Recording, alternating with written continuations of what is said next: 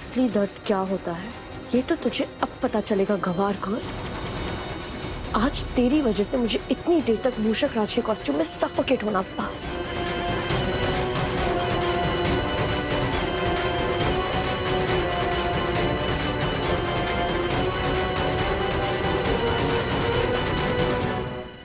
अब जब ये बिच्छू तुझे काटेगा तब तुझे पता चलेगा कि अनिका से पंगा लेना कितना पेनफुल हो सकता है।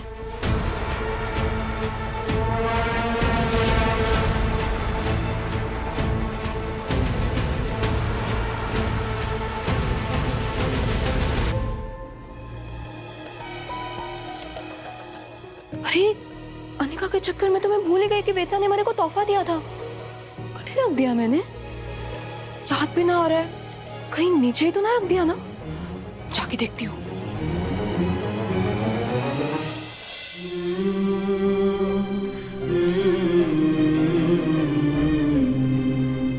हमारे गांव की मान्यता है कि अगर कोई लड़का किसी लड़की को पसंद करे है तो अपने नाम की लाल चुनर देवे। अगर लड़की की हाँ होगी तो वो चुनर ओढ़ लेगी और अगर ना होगी तो चुनर वापस लौटा देगी।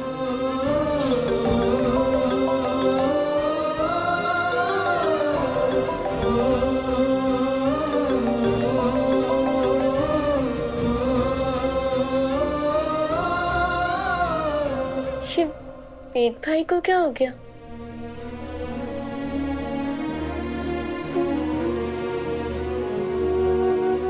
ये क्या है? चूनर पे वेद भाई का नाम। दरअसल वेद साहब जिस लड़की से प्यार करते हैं उसके लिए तोहफा लेकर गए थे, पर लगता है शायद उसने तोहफा वापस लौटा दिया है।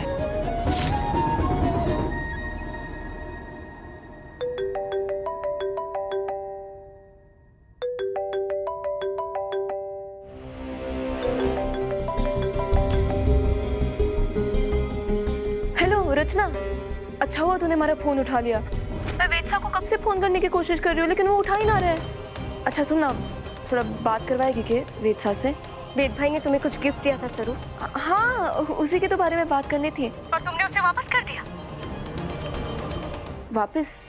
हो क्या गया तुम्हें सरू? हाँ, तुमने भाई की फीलिंग्स के बारे में एक बार भी नहीं सोचा? उन्होंने तुम्हें इतने प्यार से गिफ्ट दिया और तुमने उसे खोलकर देखा तक नहीं। हाँ सरू, मैं जानती हूँ अब तुम्हारे पास सब कुछ है, लेकिन किसी की फीलिंग्स, किसी के इमोशंस कुछ मायने रखते भी हैं या नहीं? हाँ, तुम्हें पता भी है वेद भाई तुम्हारी वजह से कितना ज्यादा अपसेट है। वो मैं सरू, मैं तुम्हारी फ्रेंड जरूर हूँ, लेकिन उससे पहले मैं वेद भाई की बहन हूँ। अगर कोई भी मेरे भाई के इमोशंस के साथ खेलेगा ना, मैं उसे कभी माफ नहीं करूंगी। अरे रचना,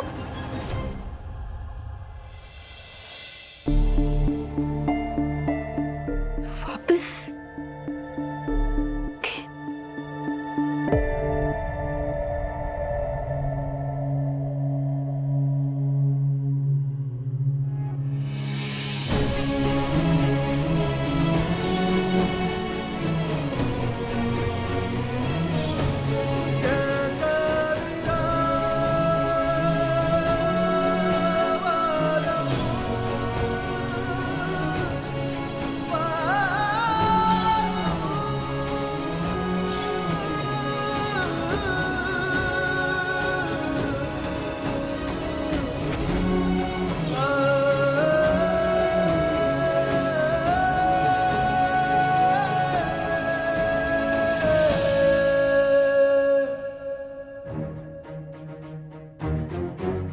कैसे तोहफा वेदसा के पास वापस कैसे आ गया? मैंने तो उन्हें ना लौटाया था। वेदसा को कितना बुरा लगा होगा। मारे को उन्हें सच बताना ही होगा। फोन ना उठा रहे तो क्या हुआ, मिलकर बताऊंगी कि मैंने तोहफा वापस ना किया था। हाँ, ऐसा ही कुछ करती हूँ।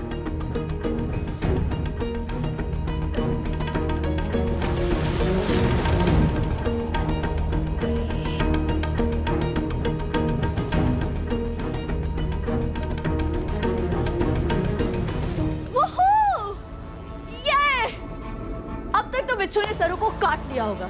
एक काम करती हूँ, मैं खुद ही जाकर देख लेती हूँ। उसे तड़पते हुए देखूंगी ना, तब मुझे असली किक मिलेगी। यस।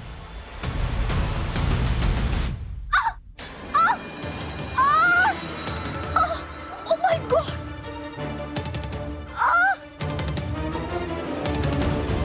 What the hell? ये बिच्छू वाला सैंडल। बच्चे क्या हुआ है? ये बिच्छू वाला सैंडल यहाँ कैसे है? ये तो सरू के लिए था।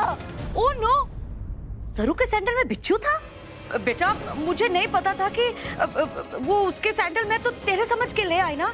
और चंद्रकांत भी उसके लिए सेम सैंडल ले आया। Are you crazy mom?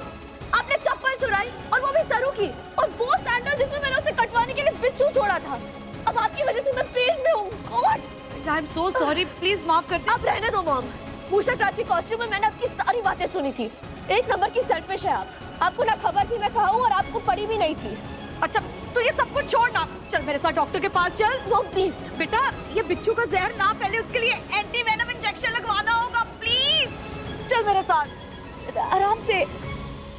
आइए आइए आइए मैम, मैं वेद शाह को इन्फॉर्म करता हूँ। जी।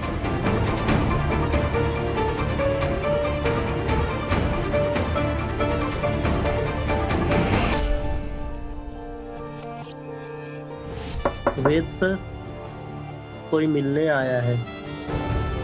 इस वक्त कौन होगा? जी आप चलिए, मैं आती हूँ। जी ठीक है।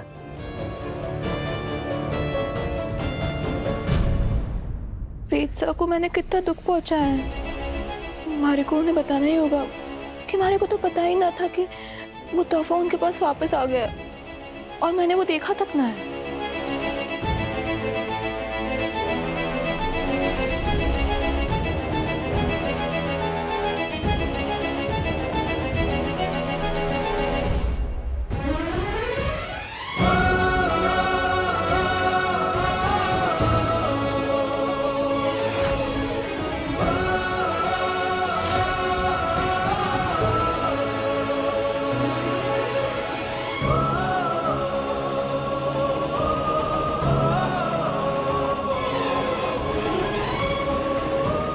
सरू,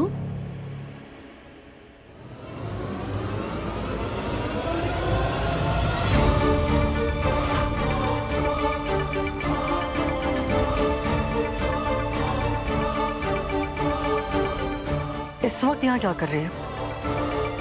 क्या काम है? वो मारे को वेद शाह से कुछ जरूरी बात करनी थी। जरूरी बात? ऐसी क्या जरूरी बात है?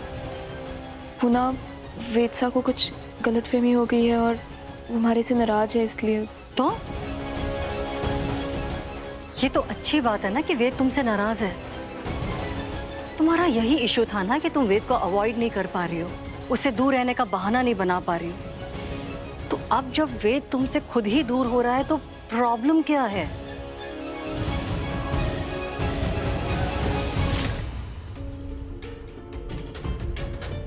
तारा जी विदेश से कब आई?